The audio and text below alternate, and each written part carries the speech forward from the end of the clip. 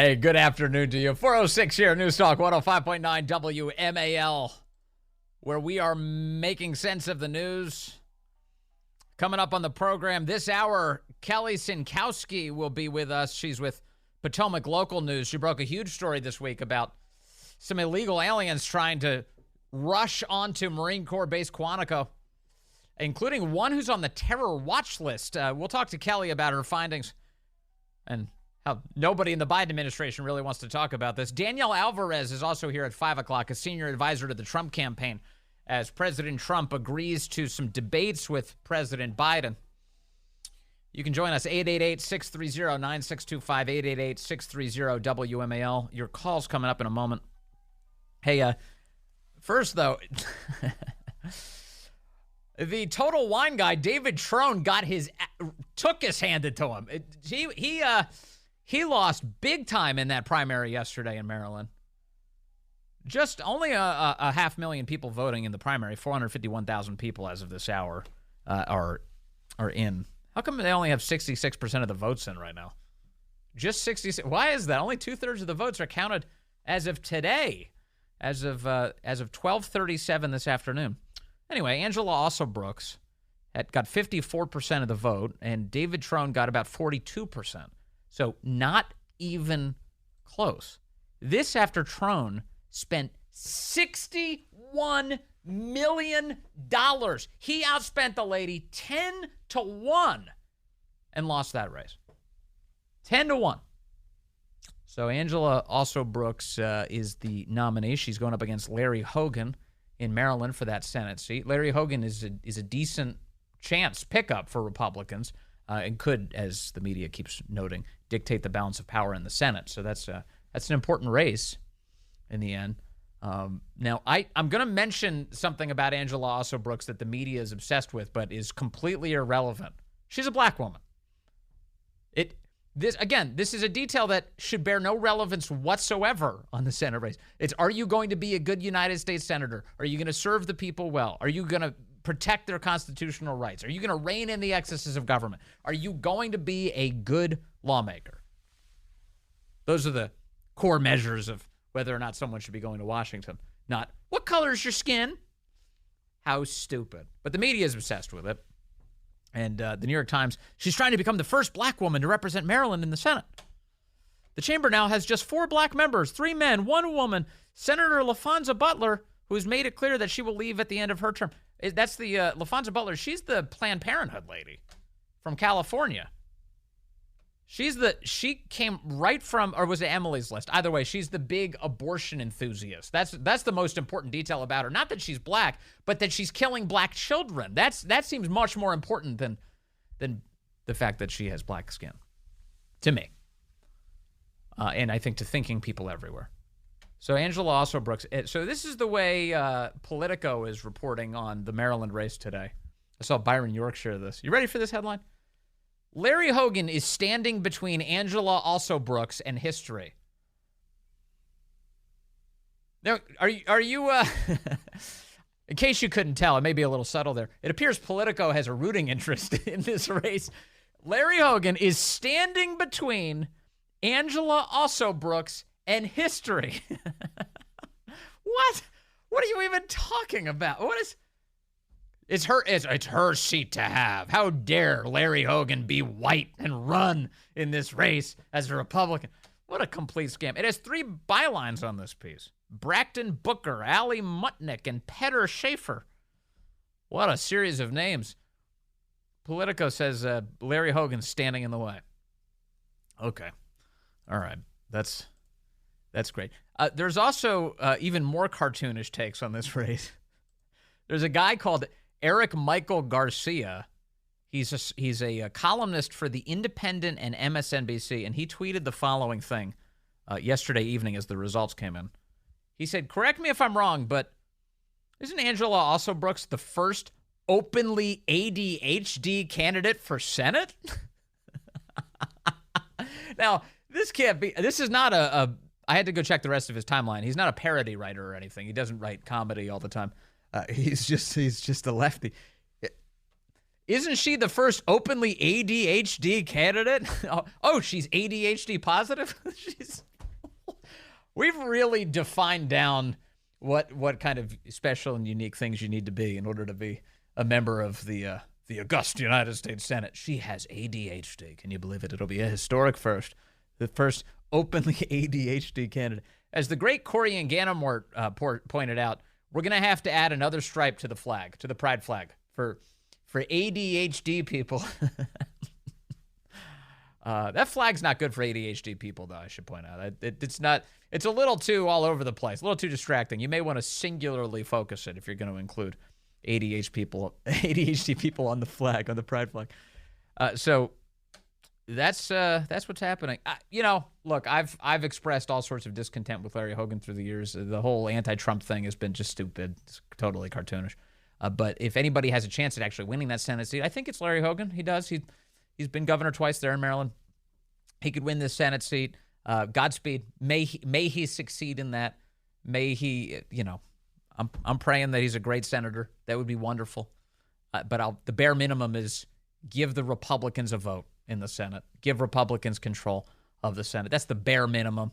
Be a little bit better than Mitt Romney, if you would. If you don't mind, Romney, who is today, he was asked about what's going on with this trial in New York.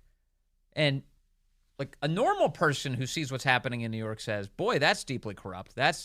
We're in third world territory. This is banana republic. You have a totalitarian Democrat Party who's using every tool at their disposal and not at their disposal. You're not supposed to use the criminal justice system this way to try and destroy their political opponents and their supporters.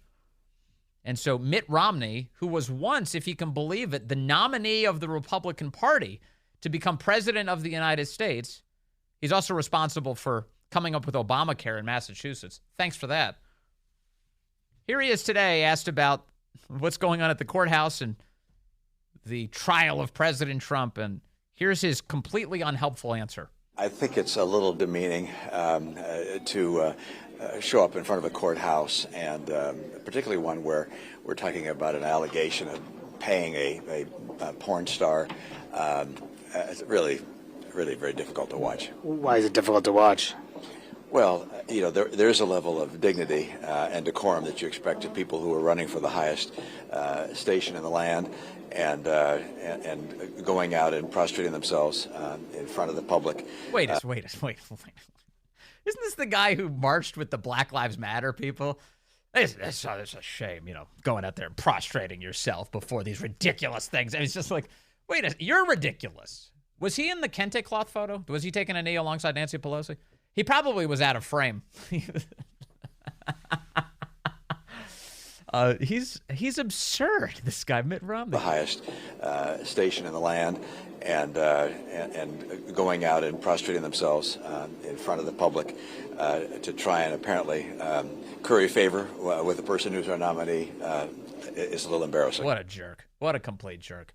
The Republicans he's referencing, that includes Speaker Mike Johnson this week, thank goodness, and people like Senator Tommy Tuberville and J.D. Vance and Byron Donalds and Vivek Ramaswamy. Next week, Pat Fallon, he just told us earlier in this program that he's going out next Monday. He'll be joined by Ronnie Jackson, he pointed out, former White House doctor. Those guys are doing the right thing. Those guys are saying, I'm not going to fall for this scam. I'm not going to play along with it. I'm not going to dignify it. I'm going to call it out for what it is, which is a deep corruption of our criminal justice system being used for political purposes in a totally illegitimate ways. It's a total betrayal of the Bill of Rights, of the intent of the founders, the United States Constitution, and of the American people. And I'm not going to stand for it. I'm going to call it out for what it is. So good for them. They have courage. You know what Mitt Romney lacks? The same thing. Courage. He has none. He folds like origami to the pressure of the left. Always. Always. He's reliable in that way. It's unfortunate. What a travesty that guy was the nominee. What a travesty. In so many ways. But here he is today, attacking members of his own party who are doing the right thing. Ugh. It's just totally disgraceful. Totally disgraceful. Speaking of that courtroom, yesterday, Michael Cohen apparently lied again. In case you were wondering. Jonathan Turley has a great column on the subject today. Did Michael Cohen commit perjury in the Trump trial? He says there is every indication that Cohen is still lying. Cohen repeatedly said yesterday that he could not remember even recent phone calls, after recounting phone calls from 8 years ago with crystal clarity. He said that he couldn't remember if he leaked information in the case to CNN. However, these paled in comparison to other glaring moments. Take, for example, his testimony on his unethical decision to secretly record a September 6, 2016 telephone call with Donald Trump. It was a breathtaking betrayal that most lawyers would not even contemplate, let alone carry out.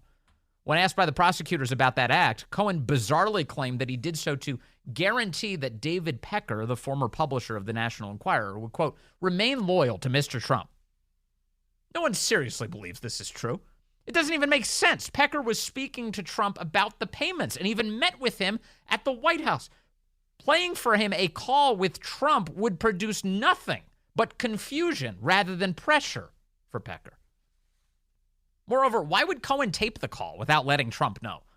The obvious motive was to squirrel away material to use against Trump if he ever needed a little bit of leverage. Again, it was for Cohen, says Turley.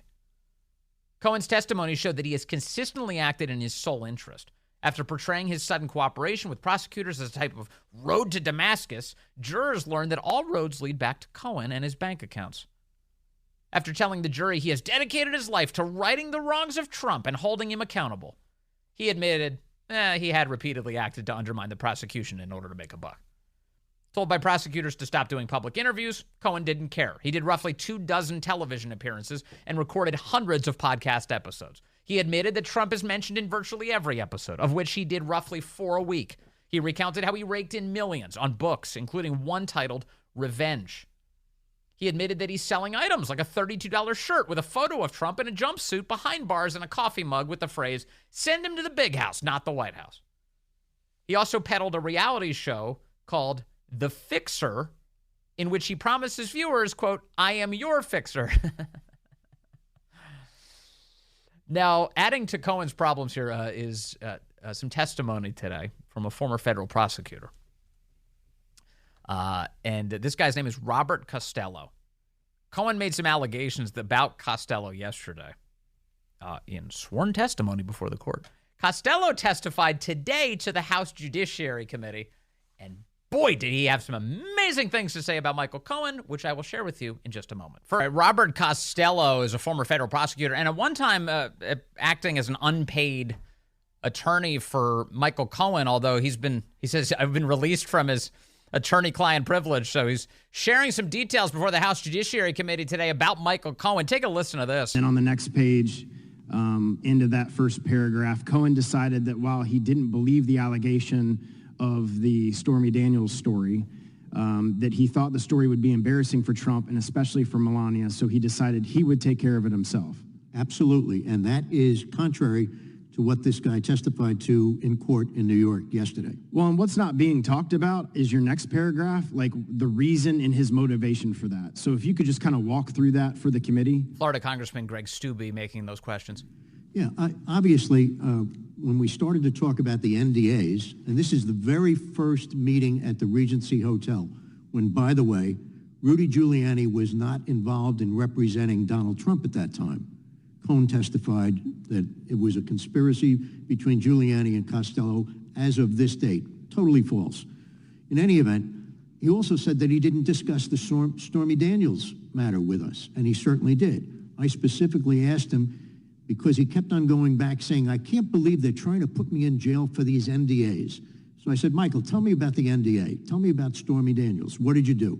He said, I got a call from a lawyer representing Stormy Daniels who represented that she was going to testify that Donald Trump had sex with Stormy Daniels.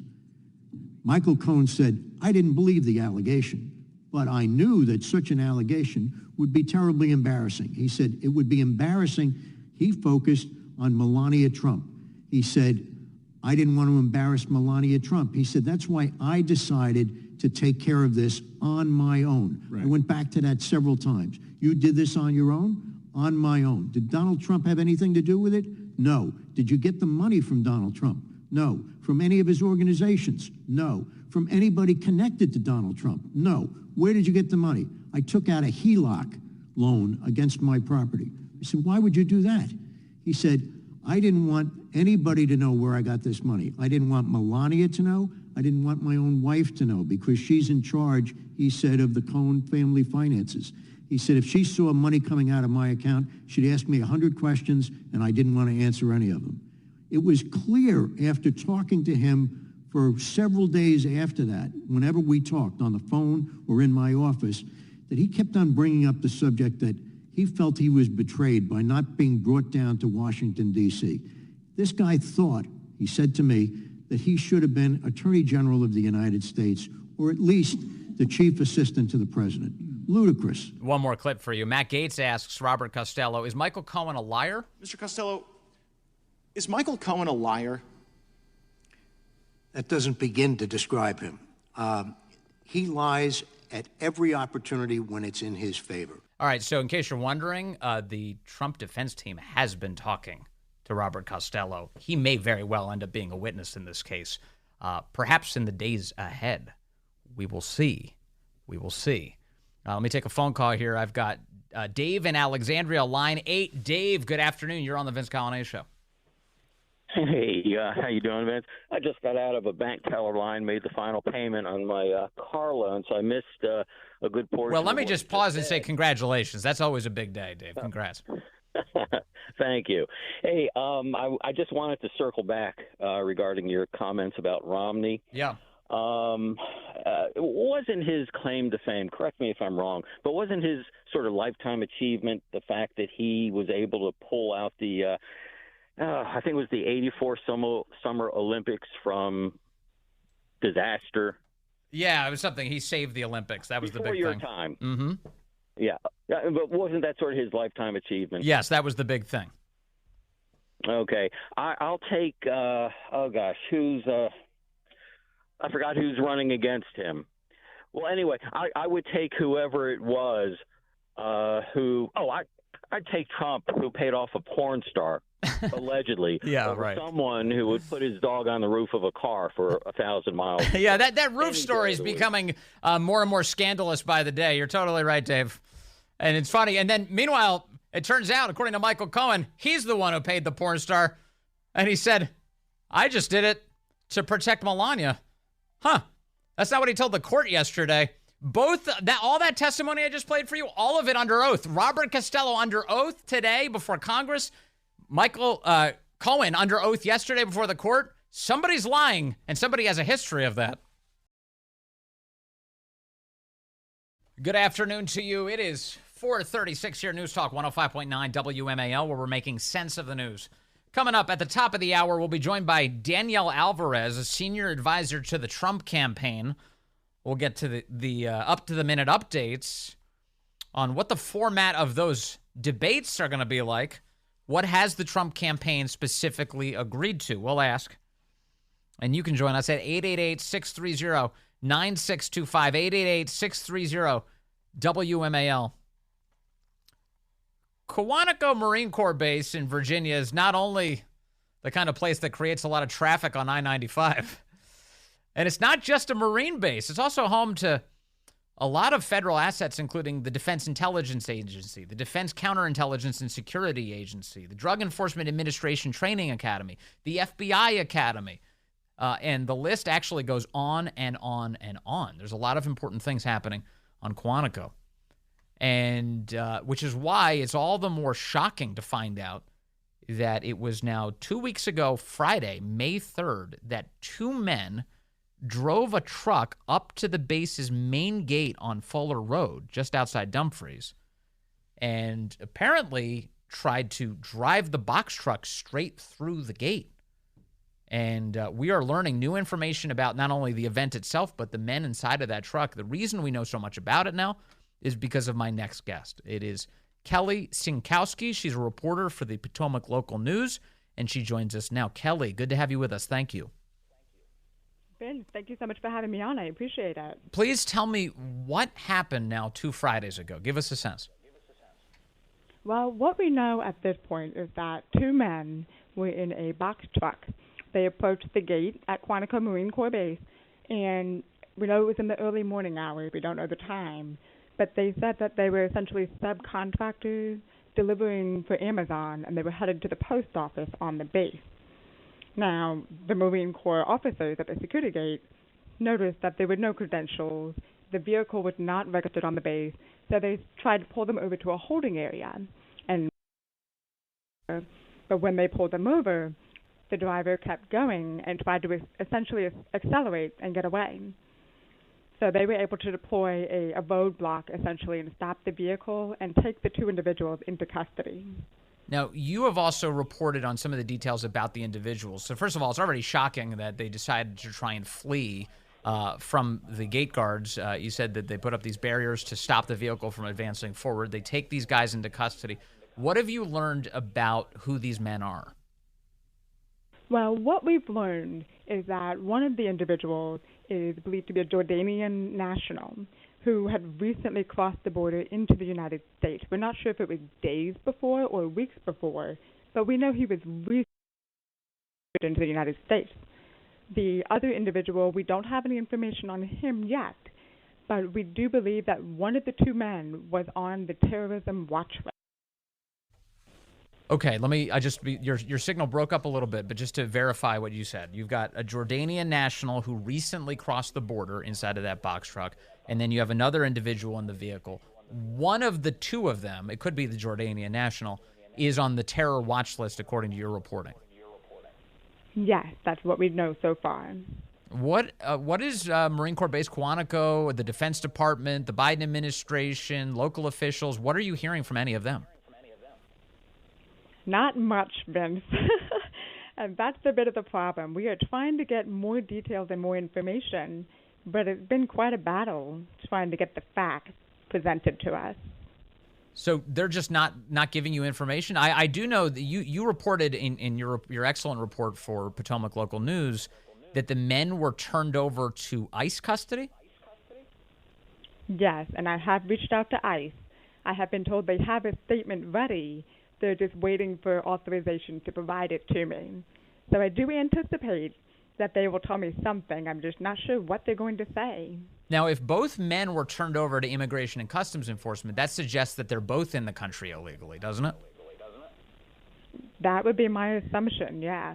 Okay, but you're awaiting. So we await alongside you a statement from ICE about this. Now, this is now over. We're approaching 2 weeks ago. It was the third that this occurred. As you point out, there's been almost no indication that this had happened. I got to be honest with you. I was a listener who tweeted at me the Marine Corps Times summary of your reporting. The only other place I've seen anything on this is the New York Post had an op-ed by Todd Bensman from the Center for Immigration Studies pointing out that there is no media coverage of this. Have you noticed that you're practically the only person in America who's talking about this story?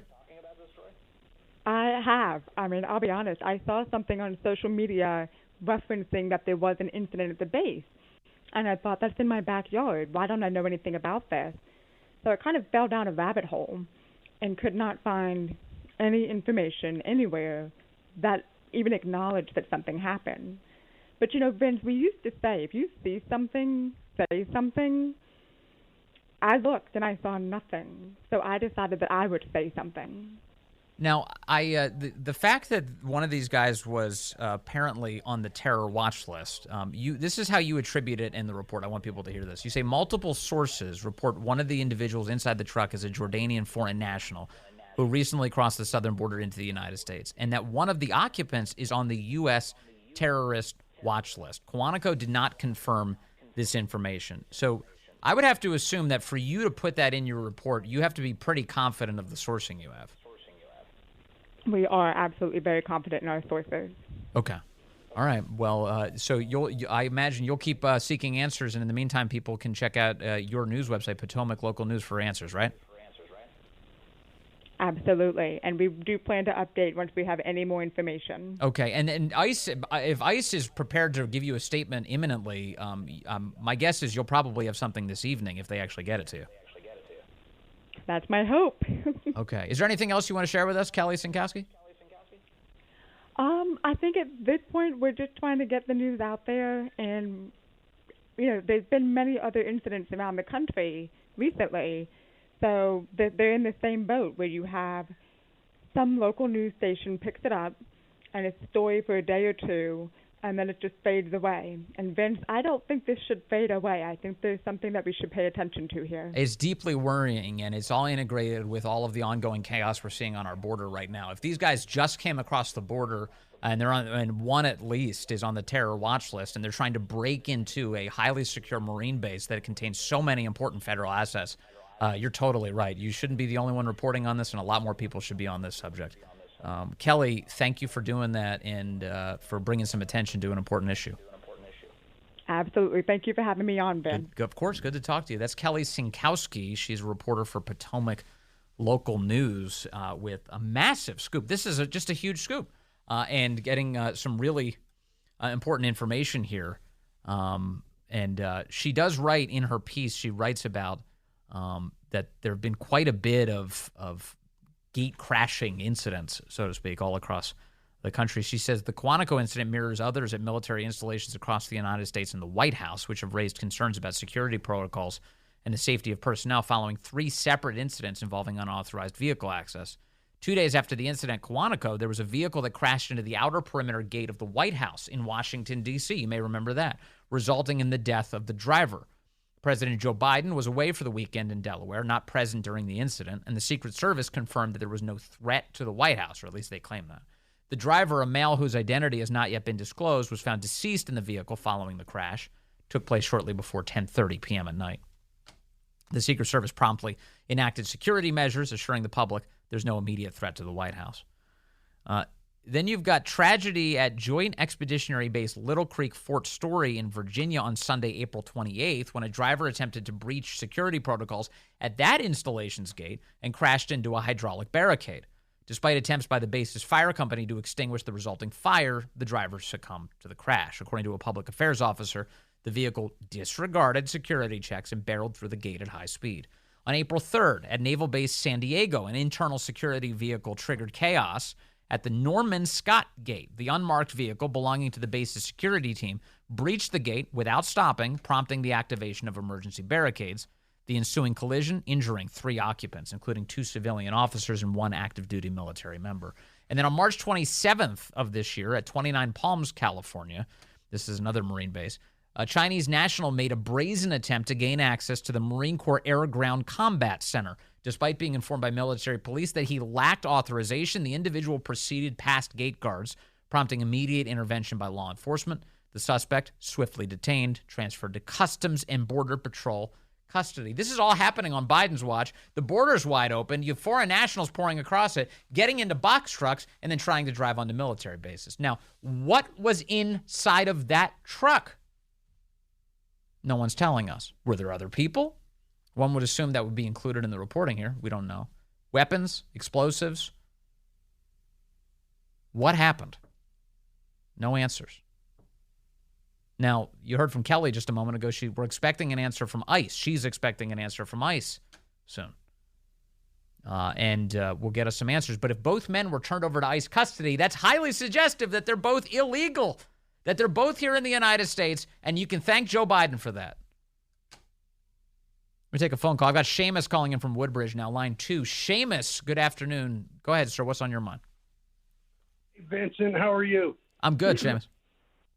I worked on base at Quantico about 12 years ago for a few years, and this is not the first time this has happened at Quantico. There was 2 other incidents back when I worked there. One of them involved 2 individuals dressed head to toe in Arab garb who were picked up walking along one of the roads on the west side of Quantico. For those of you that don't know about Quantico, the FBI Training Academy is on the left-hand side, and so is the Marine Corps Officer TBS training area. So there's a lot of people driving around. People have weapons. Not too many of the Marines have any ammo in their weapons, but that never hit the national news either. So I don't know what's going on, whether these people are probing Quantico for an attack or what's going on. Yeah, I mean, no, you're right. There's plenty of these stories that don't make the national news, but I will say that in the midst of the fact that we have an ongoing border crisis and we're trying to assess what threats are pouring across that border, when you have a Jordanian national who just crossed into the United States who's trying to break his way into Quantico, and at least one of those people on the terror watch list, Seamus, you and I would probably expect that that'd be a much bigger story than it has been. Absolutely, Vince. Take care. Thank you, Seamus. There's Seamus with his perspective. And as he said, things like this have happened before, but this one seems like a big one. I also mentioned that Todd Bensman over at the Center for Immigration Studies, who we always enjoy chatting with him, he has written a piece for the New York Post about this. An illegal border crosser, probably Jordanian, tried to force his way onto a U.S. Marine base. Why isn't this a bigger story, he asks in the headline, and goes over some of the basic details, crediting Kelly Sienkowski, who we just spoke with in Potomac Local News, saying the only reason we know any of this is because of her reporting and the fact that she was able to quote some official sources, including a base spokesman by the name of Captain Michael Curtis. It confirmed the incident's basic contours, but no more. The big question in the room that has gone unanswered for more than a week after Sienkowski reported the story is, of course, this. Did illegal border crossers from the Middle East just try to attack a U.S. military base? Todd Bensman asks. Many more questions deserve answers, too. The federal government has gone mum. Have U.S. investigators ruled out terrorism? Do U.S. counterterrorism agencies even want to know? Is anyone even investigating that question?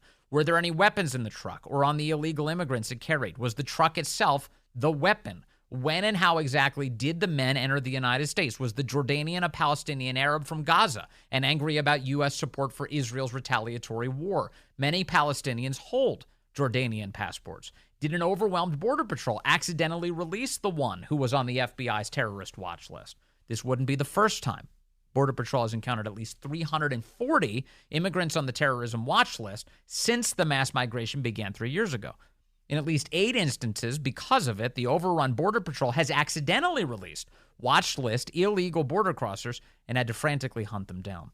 What has ICE done with this pair since the MPs turned them over? He asks. Kelly's been asking local officials for answers on all of this. Kelly Sienkowski, he points out that she's seeked all sorts of answers from the following people. She said, we've reached out to almost every elected official, many running for office. She named names, including Congresswoman Abigail Spanberger, that's a Democrat from the 7th District, Virginia Republican candidate for Congress Derek Anderson, Republican candidate for Congress Cameron Hamilton, Coles District Supervisor Yesley Vega, and many more local candidates and supervisors. Sienkowski telling Todd Bensman, quote, what really blows my mind is that no other media has followed up on the story. After a whole week has passed, we need more transparency in how our border problems are impacting national security through localized incidents like this one. Wild. Chris is in West Virginia, line 3. Chris, good afternoon. You're on the Vince Colonnade Show. Hey, Vince. Thanks for taking my call. Yes, sir. Hey, it just blows my mind with the media. This happened on a Friday, May 3rd, and we are just hearing about it today on the 15th. It just blows my mind what the media is doing to this country. This was reported by a local Potomac News, is what I understand. Yes, Potomac Local News. And I haven't been a regular reader of Potomac Local News at all, but this was brought to my attention. One of our listeners tweeted at me and said, hey, this should be a big story. And I took a look at it and I go, you're damn right it should. Huge. And we're just hearing about it now, and I had never heard of that news channel. I'm up here in Charlestown, but, this is something that we all need to be aware of, and we all need to start taking a little bit more notes. Yeah, amen. All right, thank you, Chris. I appreciate it. Yeah, it's a travesty that it's only coming out now, but all the people that I might expect to bring it up are bringing it up now, including the New York Post, Todd Bensman. It is good that it's getting some attention. And here's a little bit more. We'll see what ICE has to say about all of this, because remember, these guys are in custody with Immigration and Customs Enforcement, and maybe we'll get some answers soon. We really have an amazing audience, I got to say. I've Thanks to an anonymous tipster, I have a photo now of the box truck being held up at the gate at Marine Corps Base Quantico. I'll be sharing that to my social media imminently here. Something that stands out about the photo, though, I don't see any license plate on the back of this vehicle. What kind of vehicle doesn't have a license plate? It's also suspicious. I'll share that with you coming up. Also, Danielle Alvarez is going to be with us, a senior advisor to the Trump campaign. She'll weigh in on all of the latest developments involving the debate between these two presidents. That's ahead on the Vince Coglianese Show.